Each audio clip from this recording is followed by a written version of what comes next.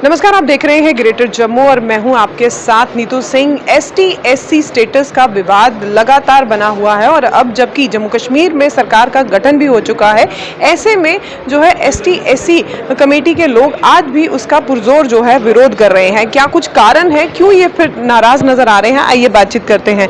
Sir, फिर अब तो जम्मू कश्मीर में जो है सरकार का गठन हो चुका है, लेकिन कहीं ना कहीं आपकी नाराजगी जो है वो लंबे समय से बनी हुई है, जो कि अब भी नजर आ रही है।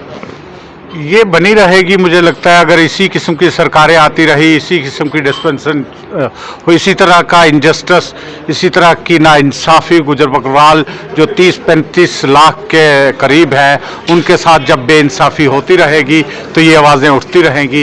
ये चुनाव से पहले भी उठी और चुनाव के बाद भी जारी हैं। देखिए, आप खुद समझदार हैं, आप जर्नलिस्ट हैं और आइन को जानते हैं अच्छी तरह से। जो 1991 में जो हमें शेड्यूल ट्राइब हुआ, तब हमें ये पॉलिटिकल रिजर्वेशन नहीं दी गई, तो हम संघर्ष करते रहे कि हमें पॉलिटिकल रिजर्वेशन। यही NC की सरकार, कांग्रेस PDP की सरकार, इन्होंने हमें ये जस्टिस नहीं दिया। उसके बाद जब एब्रोगेशन ऑफ 370 हुआ तो एक बड़ी उम्मीद बंधी कि अब हमें इंसाफ मिलेगा।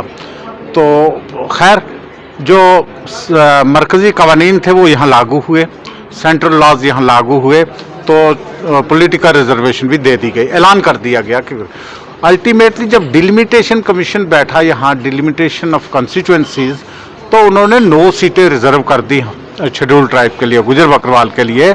उस आधार पे, उस आबादी के लिहाज से जो 2011 में सेंसस हुई थी, उसके मुताबिक 9 सीटें रिजर्व कर दी।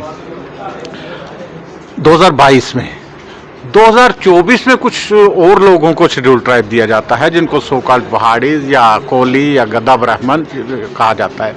उनको जब रिजर्वेशन दी गई तो पार्लियामेंट के अंदर, और यहाँ आपने सुना, बार बार सुना कि उन 10% इनको सेपरेट होगा, उसमें से एक रत्ती बराबर भी नहीं हटाया जाएगा।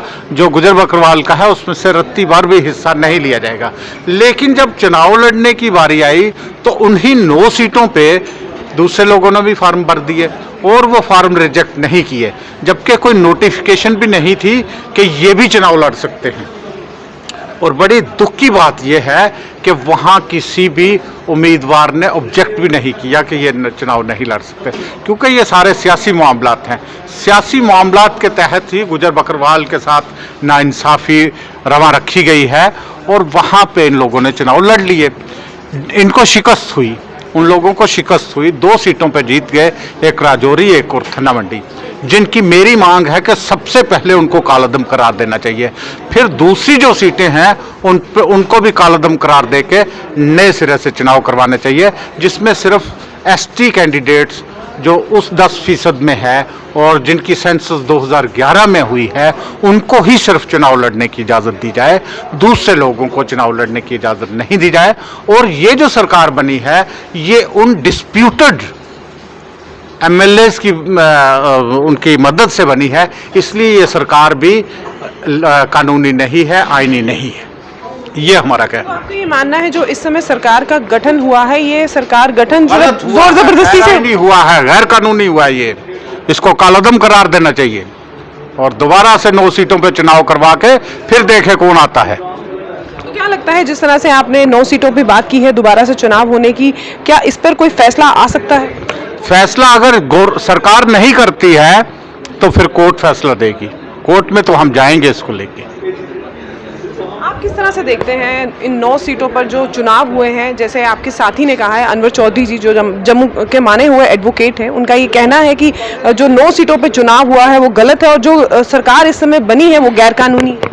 हमारी ये पहले भी मांग रही थी कि ये जो 9 सीटें हैं ये सिर्फ ST गुजर बकरवाल के लिए ही रिज़र्व हुई है।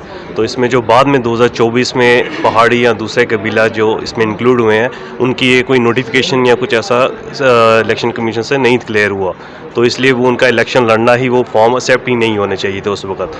तो उसी टाइम रिजेक्ट हुए। जो उन्होंने नहीं किया वो उसका कोई वाज़ेह अभी तक उन्होंने एक एक्सप्लेनेशन भी नहीं है। तो हम इसके लिए कोर्ट में जाएंगे, इसमें हम कोर्ट में जाएंगे, इसकी डिमांड रखेंगे। अगर ये पहले अगर कर दे तो ठीक है, नहीं तो हम कोर्ट का रास्ता, दरवाज़ा खुला हुआ है, हम इसको ज़रूर कोर्ट में चैलेंज करेंगे। जो ऑलरेडी हमारी पिटीशन ऑलरेडी हाई कोर्ट में है, ST से रिलेटेड चल रही है। केंद्र सरकार से आपकी क्या अपील रहेगी? सर आपसे जी, केंद्र सरकार से आपकी क्या अपील रहेगी? हमने इसके चुनाव के बाद भी उन्हें लिख दिया, chief election commission of India को और होम मिनिस्ट्री को और रजिस्ट्रार जनरल ऑफ इंडिया को, कि ये चुनाव जो है ये कलदम करा देने चाहिए, दोबारा से चुनाव फेयर एंड फ्री चुनाव यहाँ करवाने चाहिए। ये हमने लिख दिया पहले से ही और यही हमारी मांग है।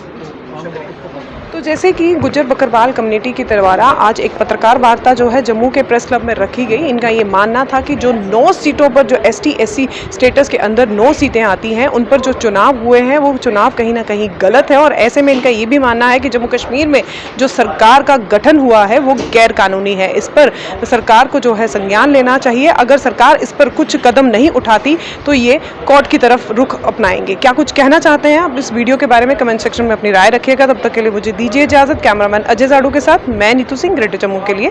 धन्यवाद।